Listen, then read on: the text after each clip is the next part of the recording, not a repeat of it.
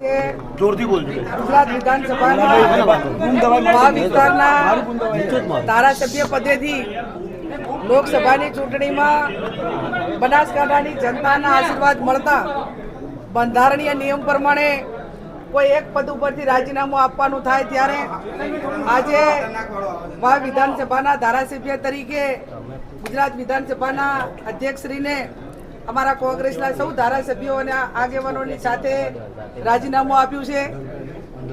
વિધાનસભાની જનતાનો આભાર માનું છું. એમને બીજી ટર્મ ધારાસભ્ય તરીકે મત આપીને સેવા કરવાનો મોકો આપ્યો. સમગ્ર બનાસકાંઠા જિલ્લાની જનતાનો આભાર માનું છું કે એકમાત્ર ગુજરાતમાં કોંગ્રેસ પાર્ટીના સંસદ સભ્ય તરીકે આશીર્વાદ આપીને ગુજરાતનો અવાજ દિલ્હી સુધી પહોંચાડવા માટેનો મોકો આપ્યો. એ બદલ કોંગ્રેસ પાર્ટીનો, કેન્દ્ર નેતૃત્વ અને બનાસકાંઠાની જનતાનો હૃદયપૂર્વક આભાર માનું છું. ખેલદિલી રાજનીતિની દેખાય છે કે આખી ચૂંટણી તમે જેની સામે લડ્યા છો, નામજોગ શંકરભાઈની તમે ચૂંટણી લડ્યા છો, એ જ શંકરભાઈ અધ્યક્ષ તરીકે તમારું રાજીનામું અત્યારે શું થાય?